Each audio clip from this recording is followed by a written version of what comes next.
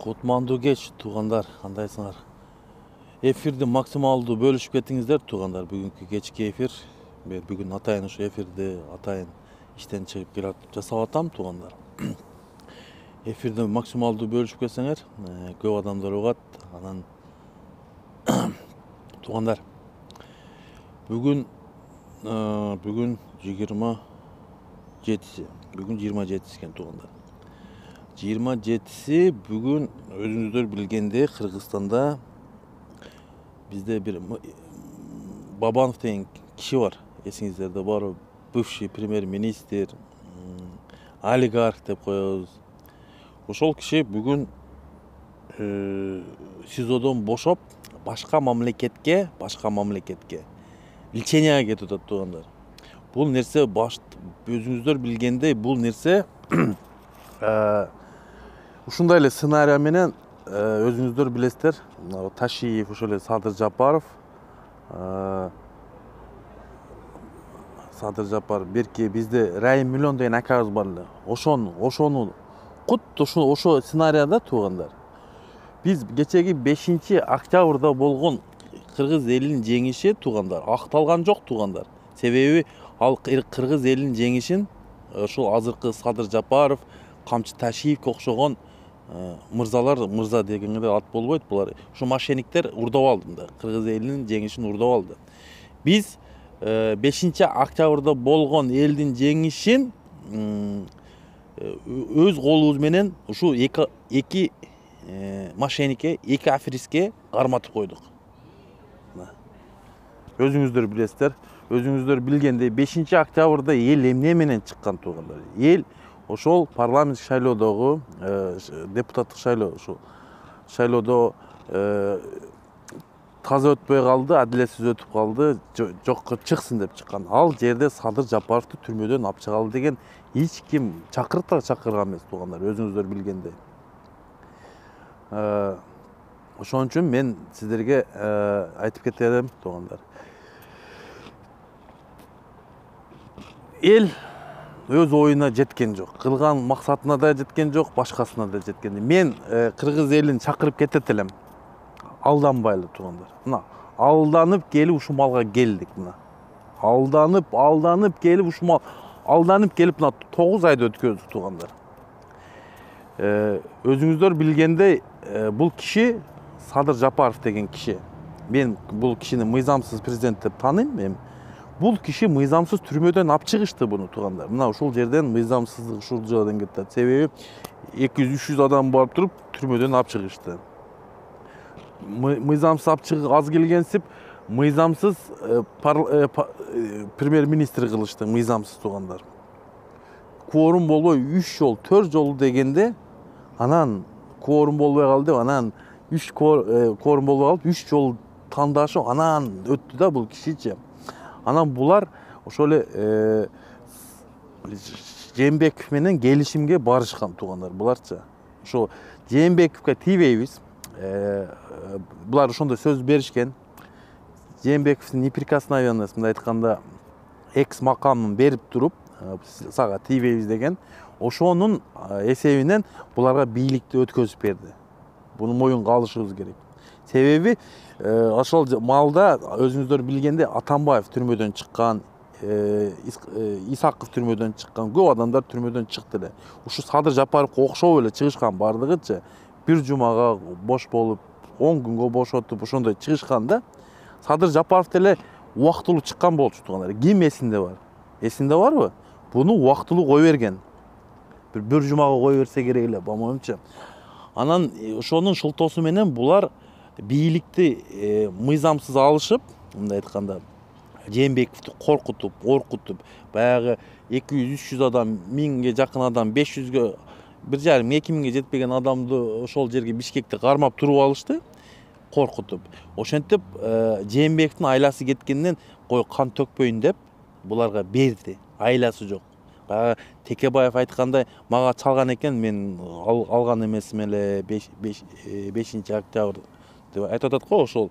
Анан эмне кылат элем, ушулар менен сүйлөшкөнгө туура келди деп Жээнбеков өзү моюнуна алып атпайбы ошол нерсеничи? Айла жоктон ушуга берди. мына айла жоктон ушулар менен келишимге барып туруп, себеби булар менен келишимге барбаганда туугандар Атамбаев аякта чыккан түрмөдөн буларга кыйын болуп калат эле. Ошон үчүн Жээнбеков аргасыздан берди бийликти, аргасыздан кетип берди. Мына ошол күндөн баштап ушу 5-октябрдан баягы туугандар бардыгы мыйзамсыз. Жаңы конституция да мыйзамсыз, Садыр Жапаровдун өзү турушу мыйзамсыз болуп атат. Ушу президенттик такка отургандан бери бардыгы мыйзамсыз. Бизде жаңы бийлик келе турган болсо туугандар, жаңы бийлик келе турган болсо, кайсы бийлик, кимин бийлиги болбосун, мына азыркы Ташиев, Садыр Жапаров, Курманкул Зулушев, Талант Мамытов деген азыркы мыйзамсыз отурган спикер, генпрокурор, укм контрол бардыгы пожизненно камала турган өздөрүнө кылмыштары бар туугандар. Мына ачык айтайын, кылмыштын составы ошол. Булар пожизненно отуруп турган нерсе. Мен бул теманы бекер койгон жерим жок. Себеби бул темада туугандар бүгүнкү акчасы барлар тардаңдап жүрүшөт. Мына Карапаевдин баласы бир кап картошка урдаганда ооруп калабы, өлүп калабы түрмөдө, кызыгы жок тууган. Өз мөөнөтүн ошол жерде 5 жыл берди, 5 жыл эч жакка чыгарып ошол жерде түрмөдө өтөт.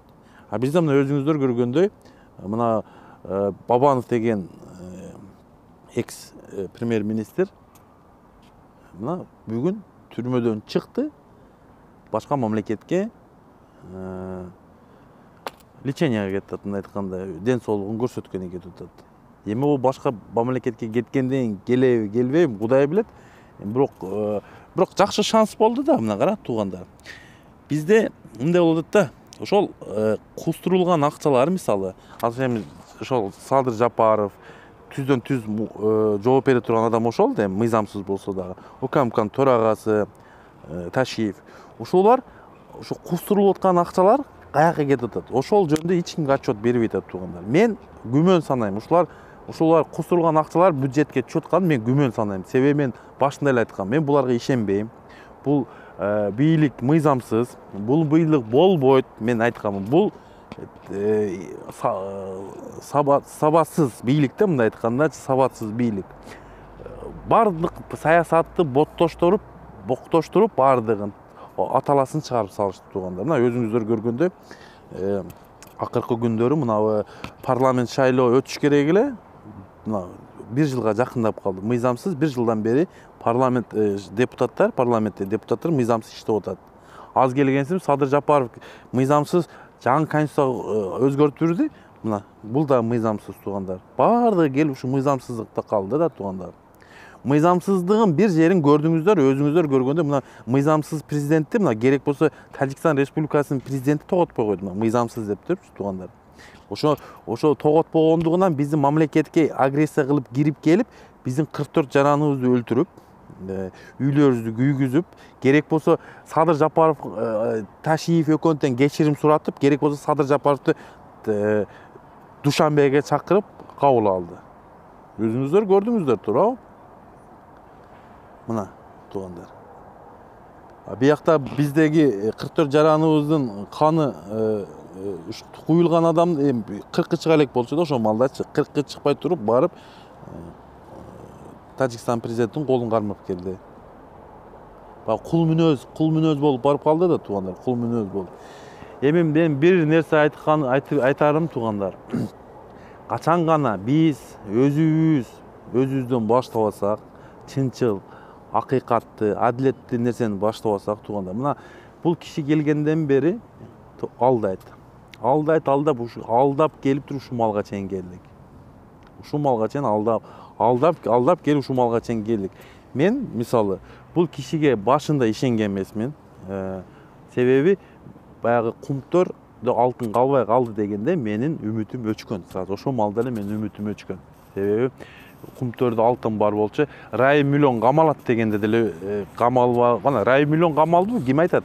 Райым миллион камалган жок да, туурабы туугандар? Өтө эле көп туугандар. Мисалы ошол эле жер үй боюнча айтып кетейин туугандар, жер үйдү өз убагында Садыр Жапаров 2015-жылы Талас элине кайрылып кеткен өзүчү. ошол катастрофа болот, ошого жол бербеңиздер, ошол жер үйдү бербеңиздер, иштетпеңиздер деп. А өзү эмне кылды? Өзү көрдүңүздөр. Путин менен биргеликте ошо жер үйдү ачып беришти.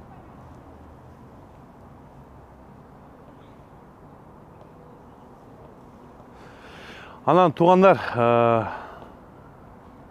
жакында өздөрү кетет, эс калды, аз калды, чыдады. Кудай кааласа кеткени күмөн жаратпайт, кетет. Себеби элдин көп катмары, элдин көбү туугандар. Эми бизде көбү бай эмес да, бизде көбү жакырчылыкта жашайт. Ошо эл кыйналды туугандар. Мына ачык эле айтыш керек, кымбатчылык. Бензиндин баасы 60 сом турабы? Продукттан айтпай эле коеюн, майдын баасын айтпай эле коеюн. Молодец азамат. Эми өзүбүздү кыйнаган эл экенбиз деп калдым да туугандар. Алданганды жакшы көрөт экенбиз, өтө жакшы көрөт экенбиз. Алданып жүрүп ушмалга чейин келдик. Мына бул сценарияларды көрөп туугандар. Мына Рай Миллион сценариясын, эми азыр Бабановдун сценариясын, Асылбек, Зулпукар, булар деле ошол Зулпукаров деле, Асылбек Жээнбековдер деле эртең эле 1 айдан кийин же 2 айдан кийин чыгып кетишет. Бизде оңой экен да көрдүңүздөр. Акчаны берип коет экенсиң. Как раз ошол маалда Бабанов башка мамлекетке леченияга чыгайын дегенде бир 3 күн 4 күн эле мурун 10 миллиондук машина алып болду эле ГКМБнын төрагасы. Турабы? Мындай совпадениялар болуп атабы туугандар? Өзүңүздөр карап көрүңүздөр. Туугандарым, дагы бир нерсе айтып кетейин. Мен мына күздө мына убактылуу иштеп жүргөн жарандарыбызды чакырып кетет элем туугандар. Күздө ушул ачка калсак деле, ач өлүп калсак деле Кыргызстанга барып жашайлы туугандар. Кыргызстанга барып иштейли. Кыргызстанды мына окшогон мошенниктерден, аферисттерден Кыргызстанды сактап калалы туугандар. Мен ачык эле айтам. Булар Кыргыз элинин душманы. Себеби Кыргыз элинин душманы дегенин себеби туугандар. Булар мамлекетти ойлогон жери жок. Только жеке мына кекиртегин, чөнтөгүн ойлоп жүрүшөт туугандар. Жеке чөнтөгүн ойлоп туруп, ошо капчыгайын толтуруп акчаны. Ошо акча толгондон кийин буларга терет нече. Чемоданы даяр туугандар. Булар бир самолетко, частный самолетти заказ кылат, башка мамлекетке чыгып кетет туугандар. Баягы эл калат деген чын да, бектер кетет, элдер калат деген. Биз өзүбүз калат экенбиз. Биз өзүбүздүн мамлекетибизди ойлонушубуз керек туугандар. Эми мына эки мошенникке, эки аферистке ишенип туугандар, мамлекетсиз калып кетпесек болду туугандар. Өкөттүн сабаты жок. Бирок бир жагынан опуттуу экен туугандар. Бул аферисттик жагынан, мошенниктик жагынан туугандар. Биринчи местаны эч кимге өкөтөң бергиде эмес туугандар. Бирок өтө өздөштүргөн мошенник жагынан. Элди алдашты, өтө өздөштүргөн. Мен бул кишилерге таң бердим, ачыгы аферисттик жагынан туугандар. Баягы билими жактан буларга таң берген жокмун. Бирок аферисттик жагынан мен таң бердим. Любой адамды алдайт экен деп койдум менчи. Эми ошентип атсам, бүгүн Бабанчик деген экс-премьер-министр буларды алдап коюп чыгып кетти мына. Акчаны берип туруп, мына туугандар. Акчанын кулу деген ушундай болот туугандар. Акчага кул болсоңор ошентип кустурап атабыз деп эле акчасын алып туруп кое берет мына. Бул Кыргыз элине жакшылык алып келбейт туугандар, бул нерсечи. Жегенби? Керек болсо Садыр Жапаров деле жеген, керек болсо ошол эле Ташиев деле жеген, керек болсо ошол Зулуш деле жеген, керек болсо ошо Талант Мамутов да. Булардан ордулары түрмөдө деп ойлойм туугандар. Булар да жеген. Булар да эски Акаевден келип аткан кадрлар. Ачык эле айтайынчы. Биз деген жаңы мындай жаңы жүздөр келиш керек. Мындай кичине адамгерчиликтүү таза инсандар келсе, мына окшогон мошенниктерге ишенип, мына канча деген элибиз кыйналып, Баткенде канча деген жарандарыбыз бейгүнөө өлүп, керек болсо Кара сууда кайсы жерлерде ону болдум. Сел алып кетти, Лейлекте, Жалал Абадта сел болду туугандар. Ошол жерге барып бирөө барып ушу эки мошенник бир ушул элди сурап койгон жок ушу экөө. Же баягындай баягы бизде эми ошол жерде өлүм болду турабы? Ошол жерге барып же Куран окуткан жери жок. Мисалычы. Билбейм туугандар. Биз качандан бери ушуларга ишенип жашайбыз туугандар. Мен билбейм, мен буларга ишене албайм.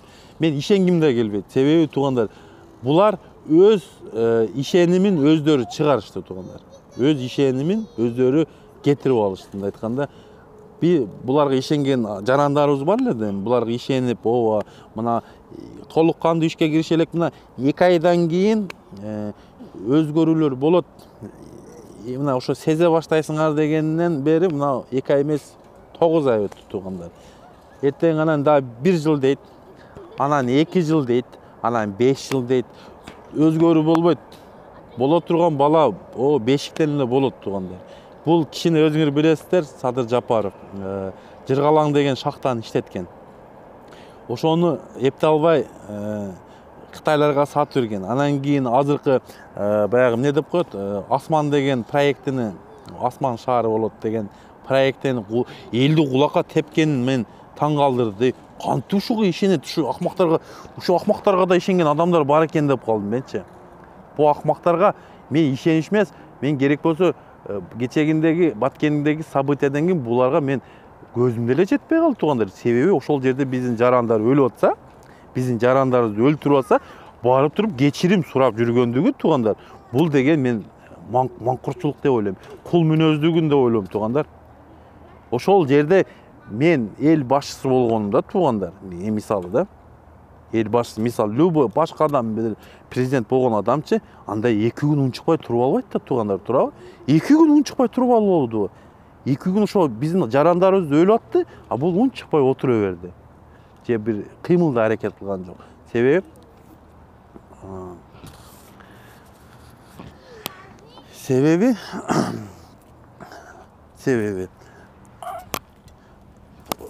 берки баягы УКМКнын төрагасы жок эле, границага кеткен, Европага чыгып кеткен эле.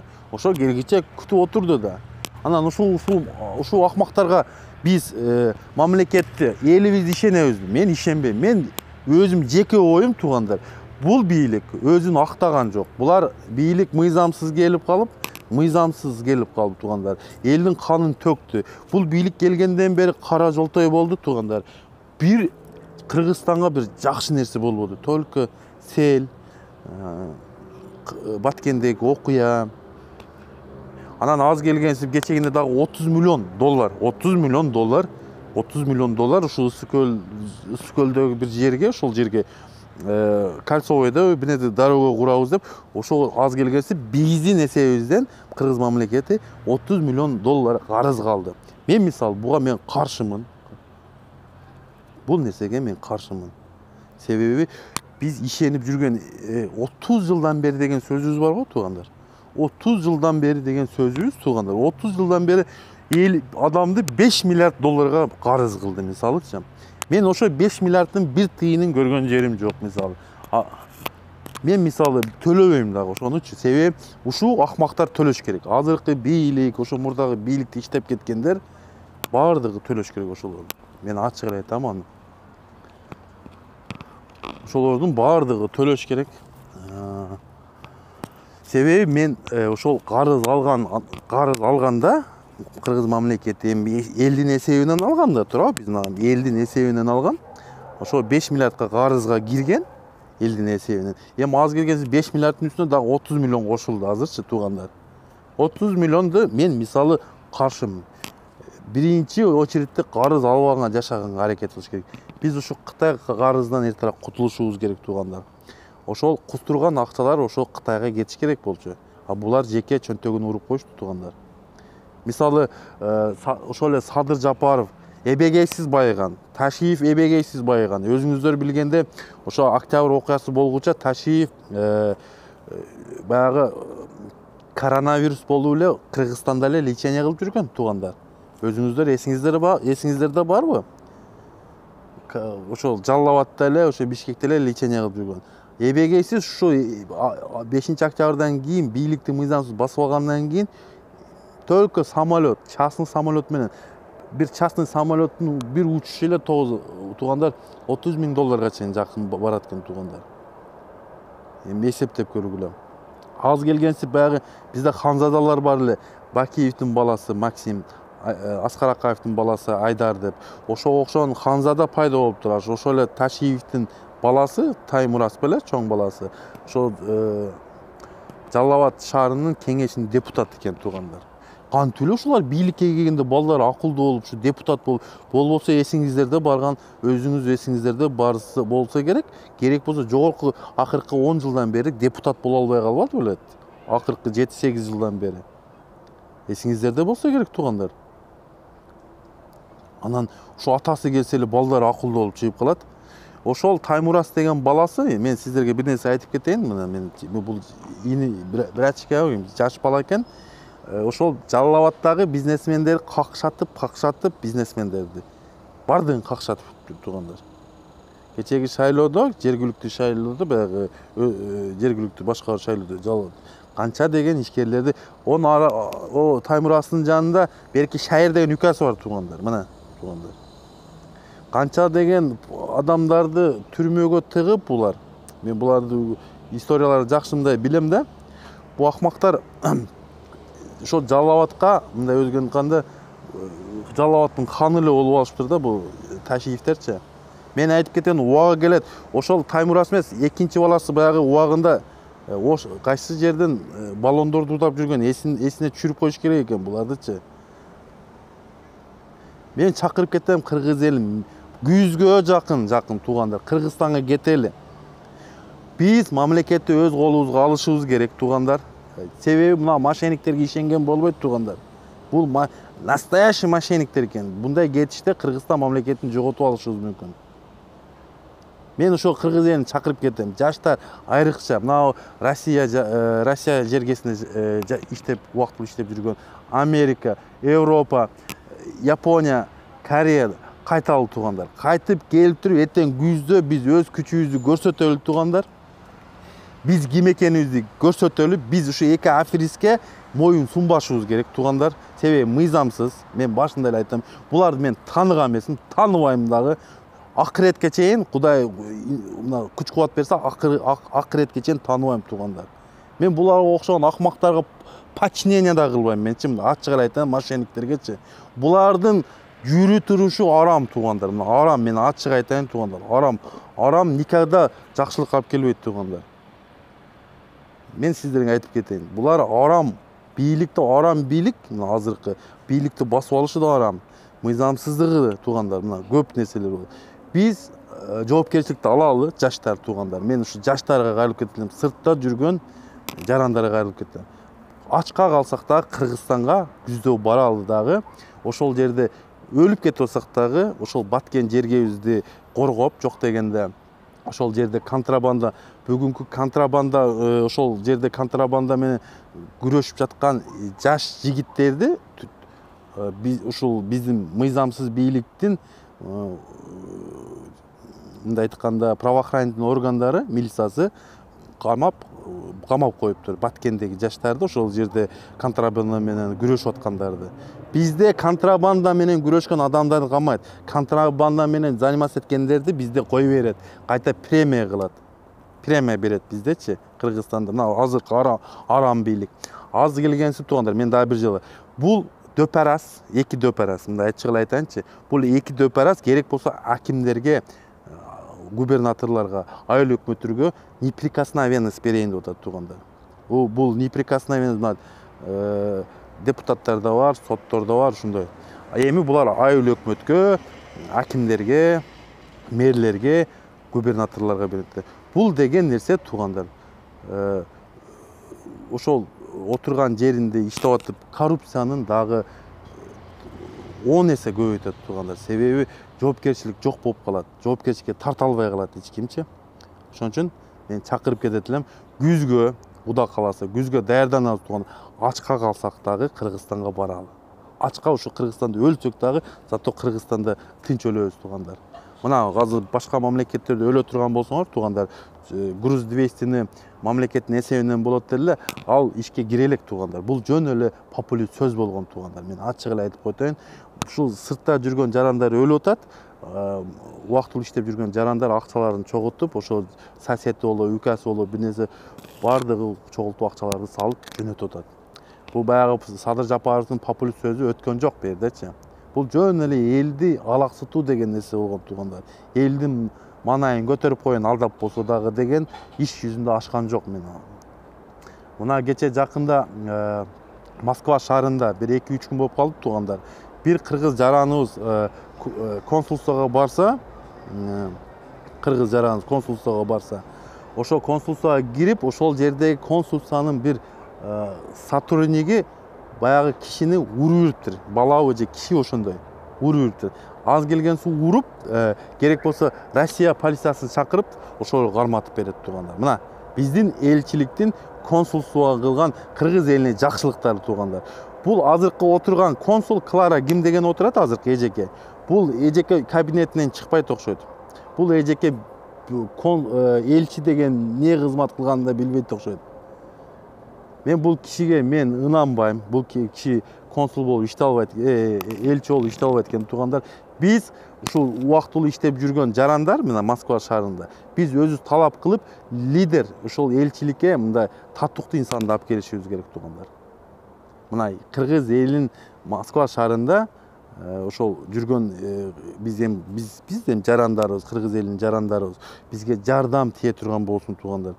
Булар ошол жерде кыргыз элинин эсебинен байып, ошол жерде айлык алып отурушат. Керек болсо ар бир документке акча алышат, башка нерселерден акча алышат туугандар. Ошентип биздин шотубуз менен жашап жүрүшөт. Биз талап кылып туруп ошол жерге өзүбүздүн элчини, кыргыз элин ойлогон элчи алып келишибиз керек. Konsulsuğanın bardığın жаңылашыбыз керек туугандар. Бардыгы аферист. Турушу менен мен сиздерге башынан айтып кетем. Ошол жерде турган МВДнын өкүлү дагы, керек болсо элчи дагы, ошо консулда иштеген бардыгы аферист. Ошол жерде диаспоранын бүтү аферист туугандар. Мен сиздерге ачык эле айтайын, буну мен коркпой эле айтам. Кайсы диаспора болбосун, кимдин диаспорасы болбосун, кайсы ком болбосун, эми көп. Ошол жерде бардыгы билет, ошо konsulsuada иштегендер аферлор, керек болсо МВДнын өкүлдөрү да аферлор. Ошол жерде баягы Нурлан деген жаш жигит жүрөт, полковник. Мен айтып кетем, ушул жигит жаш, менин 1-2 жаш эле чоң болсо керек, кыргыз элине жакшылык кылган эмес ушул жигитчи. Төлкө ошо бирөөлөрдү каматып, үйрөнүп калган ушул. Мен ушул кишини полковник деп азыр ким беле аты, Аскат беле, Аскат болсо эле, кечиресиз, Нурланда болупмун. Аскат деген ошо представитель, МВД представители болуп, МВДнын представители болот. Ошол жерде начальник Аскат деген. Ушул киши кыргыз элине жакшылык кылган эмес туугандар. Мен ачык айтайын. Себеби бул төлкө ушу бүлөлгө кыргыз жарандарын, орустардын полициясына салып аткан, о кылып аткан, бу кылып аткан. Төлкө ошондой менен алек туугандар. Бир кыргыз элине жардам берем деген элчи да болгон эмес, консул да болгон эмес. Мен сиздерге ачык айтып кетейин. Мына ошондой. Чындыгы ушундай болот тургандар. Мен ачык эле айтып кетейин менчи. Ошо Аскат Алиев болсо эле ошо представителичи. Аскат Алиев. Бул Аскат Алиев, мен бул кишини себеби эмнеге мен мындай сүйлөп калдым туугандар. Себеби булар менин Москвадагы Центр противодействия экстремизму деген отделына атайын мен телефонумду берип чакыртып алып, менин паспортумду текшерди. Ушул киши заказ берген да, башка эч ким заказ бере алган эмес. Ушул киши, ошолорго мен барып 3 саат отуруп, сүйлөшүп, мындай ачыкка чыгарып, мындай сүйлөшүп келдим да. Биз алыстан душманды издеп элек туугандар. Биздин душман баягы Атамбаев туура айткан окшойт. Кыргызга башка адамдар душман болбойт, башка улуттагылар. Кыргызга кыргыз душман болот деген ошол экен да туугандар. Биздикилер төлкө өзүбүздүн жарандарыбызды ушу орус полициясына ушинтип, мисалы кечеги эле окуя мисалы салып беришет. Ошол эле туугандар. Мен ушу консулстводан дагы, элчиликтен дагы жакшылык күткөн эмесмин. Себеби бул настоящий аферисттер отурат туугандар. Ачык айтайын, мына мошенниктер туугандар. Жакшы адамдар консулствода, элчиликте иштебейт туугандар. Мен ачык эле айтайынчы мына. Бийликте жакшы адамдар да бийликте иштебейт туугандар.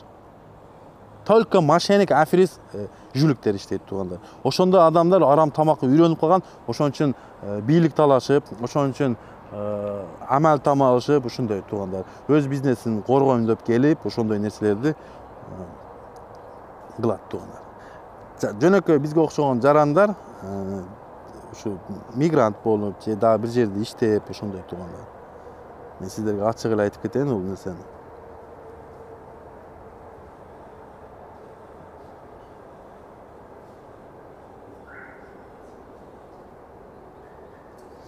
Ошол туугандар, күзгө туугандар кетебиз. Күзгө мен чакырып кетем кыргыз элин. Ачка калсак да Кыргызстанга барышыбыз керек. Мына биз башка мамлекетте жүрөбүз. Биздин ордуларыбызды ошол эле тажиктер, өзбектер миграция болуп кирип биздин ордуларыбызды толуктап атыптыр туугандар. Жакын арадан бери Кытайлар кирип толуктап атыптыр уже. Ошон үчүн биз ушул миграцияда сыртта жүргөн жарандарыбыз ошол баткен жерине барып көчүп баралы туугандар. Ошол Лейлек жергесине көчүп барып, ошол Лейлек Баткен областын коргойлу туугандар. Барып ошол жерде үй салып, ошол жерге элдердин санын көбөйтүп дегендей, ачка калсак дагы ошентсек туугандар, ошол жерлерибизди сактап калганга аракет кылабыз. Андай кылбасак туугандар, Баткен жергесиндеги жерлерибизди бул коңшу мамлекеттер ошондой талаша берет, ошондой өлүмдөр боло берет, себеби мыйзамсыз президентиңер коенек, коркок ошол туугандар.